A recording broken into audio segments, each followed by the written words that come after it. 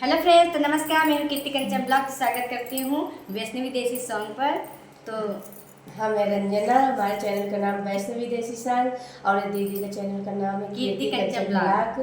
दोनों बहन का ज़्यादा से ज़्यादा आप लोग भरपूर सपोर्ट करना। आज हम लोग तीनों बहन लेके आए हैं, ये बेरोजगारी पर है, क्योंकि हमारे देश में बेरोजगारी बहुत ज़्यादा है और बच्चे बहुत परेशान हैं तो बेरोजगार। इसके ऊपर एक गीत बना हुआ है, तो आप लोग सुनिए और हम लोगों का सपोर्ट कीजिए। ये बेरोजगारी जो है इसको आप लोग दूर करिए, क्योंकि बहुत ही ज़्यादा सभी कोई परेशान है बेरोजगारी पर। तो इसके ऊपर गीत बना हुआ है, तो आप लोग सुनिए। अरे भीख नहीं सब सरकार मांगिला, सरकार मांगिला, बेरोजगार बनी साहब रोजगार मांगिला, बेरोजगार बनी साहब रोजगार मांगिला। अरे भीख नहीं आके सरकार मांगिला, सरकार मांगिला, बेरोजगार बनी साहब रोजगार मांगिला, बेरोजगार बनी साहब रोजगार मांगिला। हाथ जोड़ के बार बार मांगिला, हाथ जोड़ के बार बार मांगिला, बेरोजगार बनी साहब रोजगार मांगिला, बेरोजगार बनी साहब रोजगार मांगिला। 2 करोड़ नौकरी के दिहरा वादा, कहत रहो नौकरी मिली ज्यादा। 2 करोड़ नौकरी के दिहरा वादा, कहत रहो नौकरी मिली ज्यादा।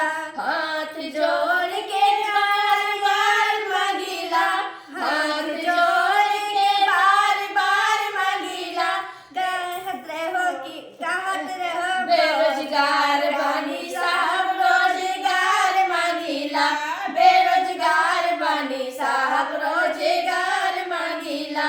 अरे भीख नहीं हक सरकार मांगिला, सरकार मांगिला, बेरोजगार बनी साहब रोजगार मांगिला, बेरोजगार बनी साहब रोजगार मांगिला।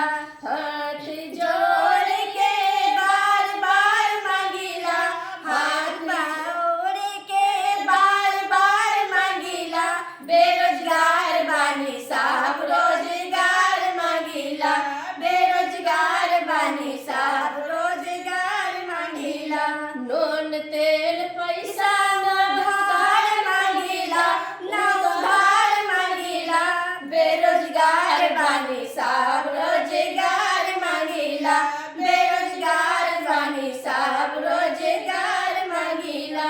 नून तेल पैसा न उधार मांगिला, न उधार मांगिला, बेरोजगार बनी साहब रोजगार मांगिला, बेरोजगार बनी साहब रोजगार मांगिला।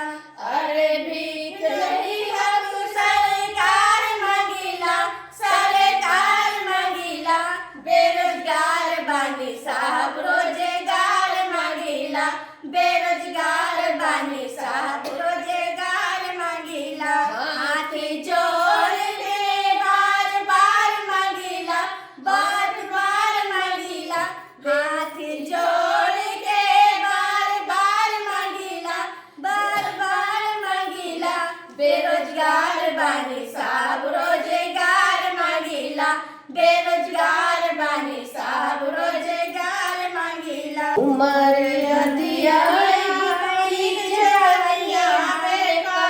नौकरिया मिली हो, नौकरिया कहिया मिली हो, भैल दुलरुआ बेटा भार, नौकरी कहिया मिली हो, भैल दुलरुआ बेटा भार, नौकरिया कहिया मिली हो। अरे भीख नहीं हक सरकार मांगिला, सरकार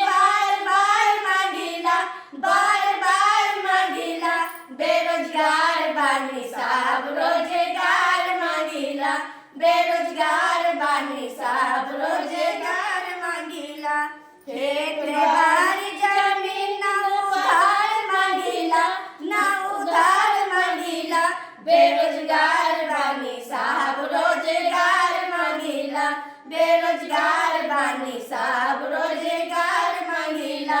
खेत बाड़ी जमीन ना उधार मांगिला, ना उधार मांगिला। बेरोजगार बानी सब रोजगार मांगिला।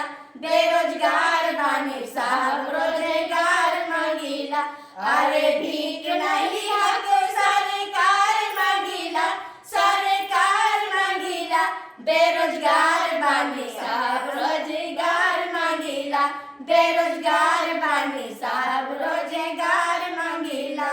हाथी जोड़े बिनती बार बार मांगिला, बार बार मांगिला। बेरोजगार बानी सब रोजगार मांगिला।